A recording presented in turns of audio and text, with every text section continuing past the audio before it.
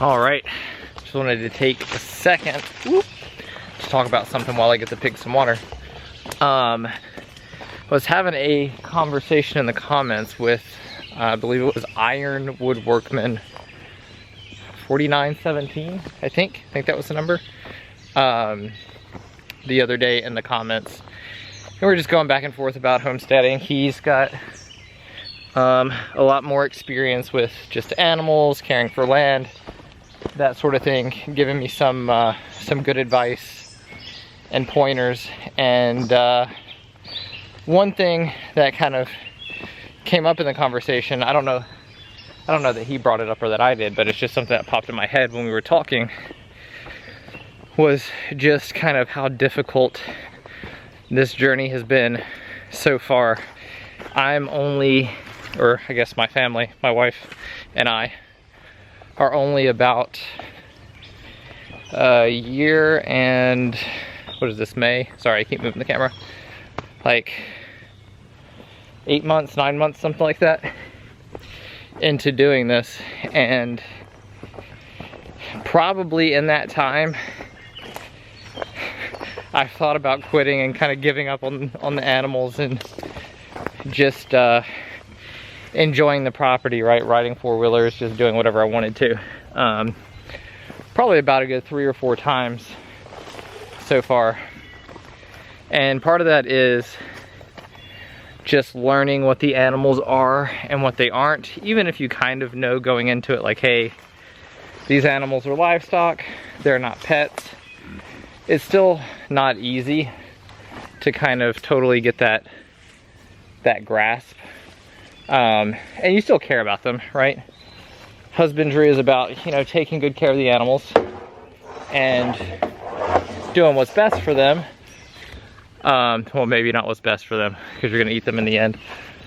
But, you know, just treating them well and doing the best you can for them while you're raising them for eating, or I guess for tools. Some of them are gonna be just tools to help us with land and stuff like that. But it's difficult even when you already know that, because you're losing animals. It's frustrating, it's irritating. Animals aren't doing what you want them to do. You know, you brought these animals to your property and you kind of put them in a box. And even though you're the one that put them in the box, right? You're the one that put them in the situation, you still get frustrated when they don't do the things that you want them to do. And if you don't change your perspective, and that keeps building up over time, it can make it easy to feel like you should quit. You know, maybe this isn't for me, I'm just not supposed to do this, whatever. And honestly, it's probably not for everybody, but sorry, but it takes perseverance at the same time. So I don't know what the balance is, but there is some sort of balance in there of, hey, this isn't for everybody, but don't give up too early, because it might be for you. But in the beginning, we started with chickens.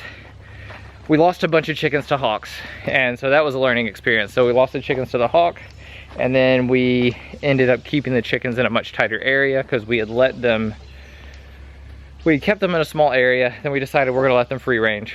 And then they free range, a bunch of them died to a hawk, so we got disemboweled chickens all over the place. And then we moved them back to a more confined area, not exactly pasture-ish, but it wasn't that big, but just a more confined area. And that went well, except we didn't want them to be in that confined space all the time. So then we're making them a bigger chicken coop to put them in. And then we're getting bigger fencing to keep them in. So now it's more of a pasture raised sort of situation for the chickens and for our layers. And then we get more chickens, and we realize there's too many chickens for the area that we have fenced in. And we have a coop that stands still, but we want to be able to move the chickens around. So now we need something that's mobile. And you know, it just like keeps going and going. But you have to remember that you're setting the pace yourself, and you're doing this yourself. So don't put too much on yourself and burn yourself out, or get too frustrated and just end up giving up and quitting. That's one thing I end up doing, is I go too hard, too fast, and it can make it very, very difficult. It did make it very difficult in the beginning. And then, you know, we have the pigs, and so we've had the pigs for about 3 months now. And when we first got the pigs, they weren't trained to electric. I brought them here, immediately had failures because I was like, well, they'll be able to figure out the electric fence. They did figure it out. They figured out how to get through the electric fence and ran straight through it, and then we had to like recapture them. And then I put them behind woven wire and the electric, and that worked out really well for a period of time. Well, actually, it worked out really well to train them. And then once they were trained, they were good to go. I put them behind an electric netting, and they were good to go. And then they got bigger, and my fence charger wasn't really strong enough between, I guess, their body weight and maybe the fence grounding out a tiny bit, but it was still putting out like at least 7,000 volts. And they were just like, yeah, we're gonna push through this fence. So they would just lift it and walk through it. So then I had to go do a whole different electric fence setup.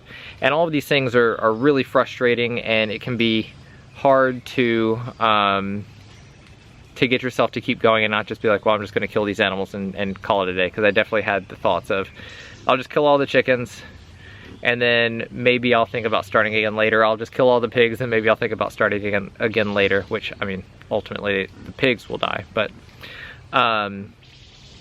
just remember to pace yourself, and that the animals didn't ask to be inside this fence. They didn't ask to be inside that chicken coop, right? So you have to make sure that you're giving them the things that they need inside of those environments. And even though, you know, the shocking might not be pleasant, if you want the pigs, right, it might not be pleasant for the pigs, but if you want them to stay inside that area, that's what they need in order to have that mental barrier to stay confined. So anyway, maybe just some encouragement. You know, I thought about quitting a lot. If you're thinking about quitting, that's normal. If you're thinking about quitting 3 or 4 times in a 1.5 year period, maybe that's normal too. I don't know, because I'm only so far into this. But I kept going, and I feel like things have been getting better for us. I've learned a lot. I've got some good systems in place, and things are slowly getting a little bit less hectic and stressful. So anyway, hopefully I'm just 1% farther along than somebody out there, and they got some encouragement out of this. And yeah, that's it, and I'll see you all next time.